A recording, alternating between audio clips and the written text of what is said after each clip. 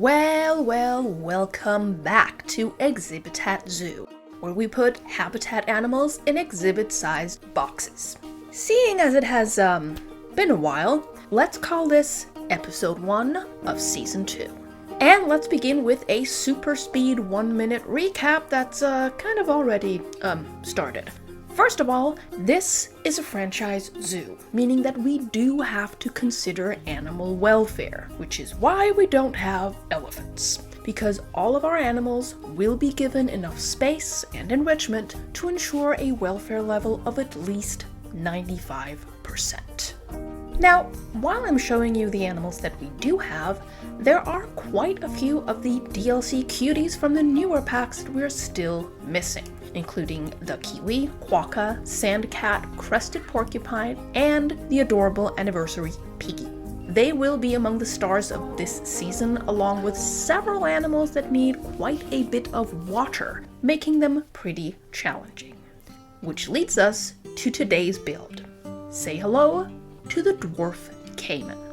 I happen to have already a gorgeous pair of these guys in my trade center from trying to breed basically an army of tiny albino crocodilians, which is an entirely different story for an entirely different time.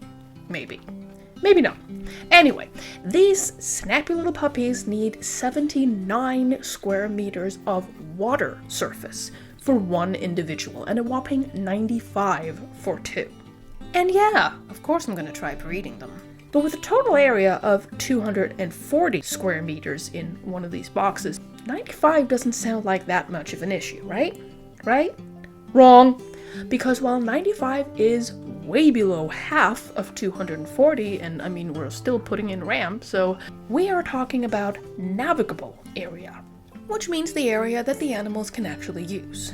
Which means you can subtract a good bit of the space around the edges of the box, and around the edges of every single ramp, and ledge, and rock, and plant, and, well, you get the picture. Also, when it comes to navigation in this game, crocodilians are, kinda dumb. Cue rant.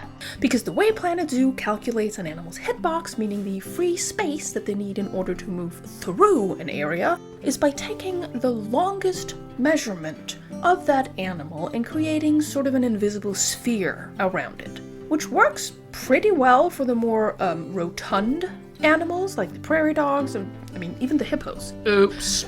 But because crocodilians are very long and not very wide, their hitboxes make zero logical sense.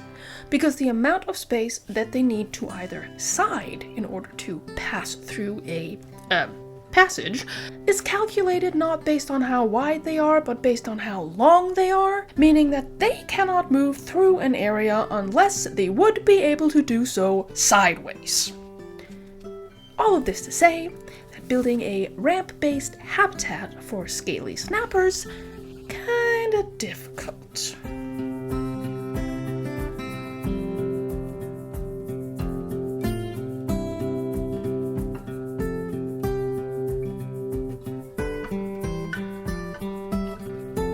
See what I mean?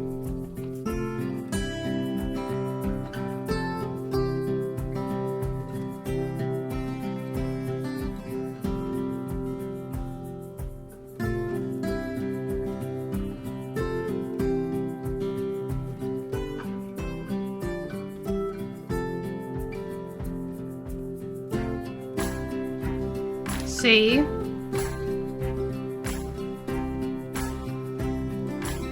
See?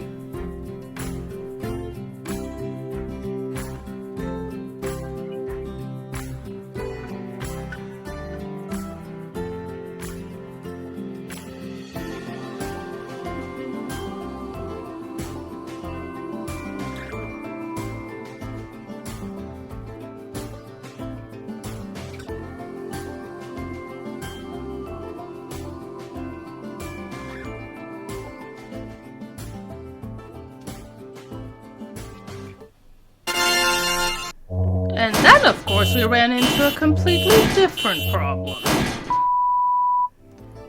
Oh well, when in trouble, cover it with rocks.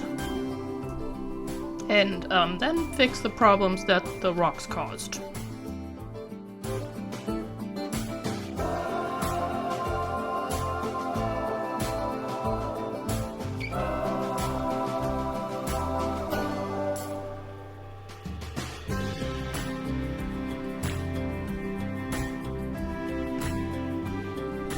Now, at this point, for some reason, I made the walls really dark, and then I changed my mind because I didn't want the walls to be the background, so I was going to do a background with the rocks, and then I'm going to change the walls back to being the sky.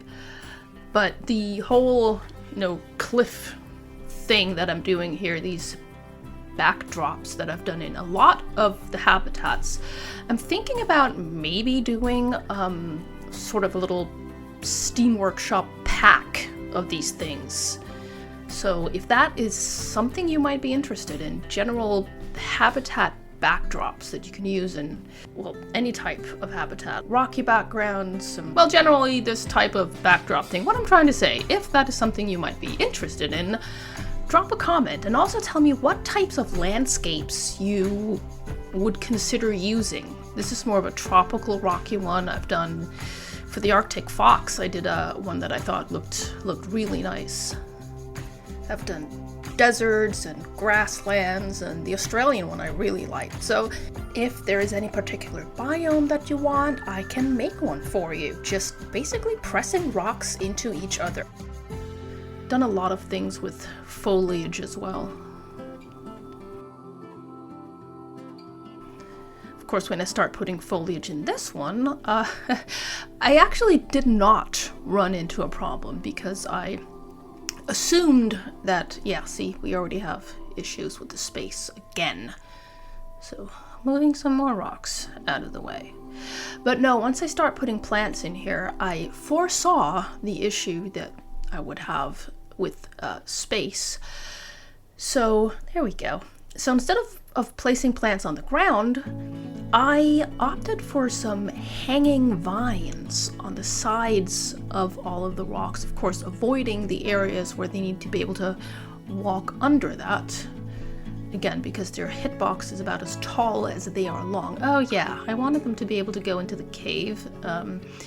And I spent a good half hour moving that rock back and forth 1 millimeter at a time, and then I gave up because they can either go into the cave or enter the habitat.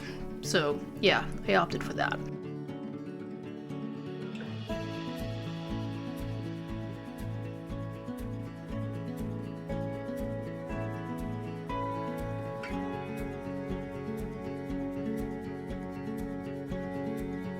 I did use I think they call it Spanish moss as well. I think I cut that out of the video, but it was too gray in comparison with everything else. And I think I put a bunch of stuff along the back wall as well. Yeah, no, the mud path is not ever gonna fit in any of these, probably. Although that might be a good challenge to give myself for the piggies.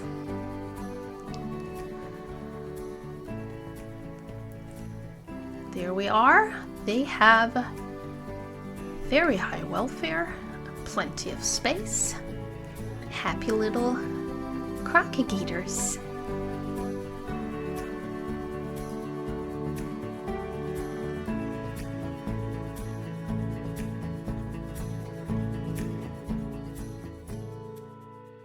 Let's see. No!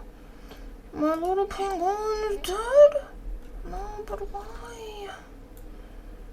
Oh no. Old age. I guess that's not horrible. What? Okay, apparently my pandas are not very happy. And then we have our binturongs. First problem. You have social issues. What are your issues? Did you forget that you can climb? Is it yes, it's the lemur bug. Are you happy?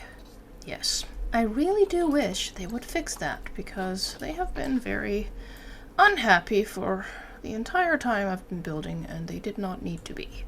Animals. So you're super happy. You are super not happy. Why? Delete that one, put it back. Now, are you happy? Not quite, no. What the? You should have enough you have so much. Look at all of that. Okay, so now you're happy. You just needed to be looked at. Okay, great. Next. My koalas are not happy. Well, wonder what happens if I delete this thing, press play, and put it back. Why are you sticking out here? That looks dumb. Bloop. Much better. Now where am I? Panda. Oh, I wonder what the problem is. Could it possibly be the same glitch? Ta-da! Okay. I think all of the animals are happy now. Then let's see. Have any babies matured? You are in the trade center, which means I really don't care. Go away, ancient babies. You're so cute. The vending machine has broken down. Call a mechanic. I've already requested you urgently, which has been a while. Where are you? I need a mechanic. Vet research complete. Why are you protesting? Hey, you. They're happy. Go home. Now what broke down? Mechanic assigned. And the baby pandas are about to mature. So apparently we have more baby lemurs. Okay. Hop. You thief. No. Oh, that's gross. Why is no one doing their job? Things are breaking down and the crappers are crappy. Are you a thief? Are you a thief? Are you a thief? There are all my mechanics. Whoa, whoa, whoa. Stop lagging. Stop. What is happening? There's rubbish all over the... Do I need to hire more people? Negative impact on guests. What is going on over here? I don't see all of this rubbish of which you speak.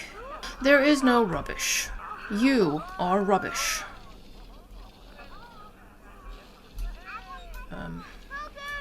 Excuse me? How did you get back here? Oh. Trespassing. Whee! This place has great scenery while stuck behind a building. You could murder a steak? Murder? Red panda has matured. Outsider. Uh-oh. Rejected by parents. Unable to breed and interact. Poor baby. Go to the trade center. How can you be rotten when you were frozen? Delete. Put back. Are you fresh now? Thank you. What is all of this? Vet cannot reach... telling me I need like work zones and stuff as well. Okay. Let's take a look at the next animal. Cause we're gonna be shoving a platypus in here. Did we not have a fence? That might be a good place to start. But that's gonna be next time. Bye!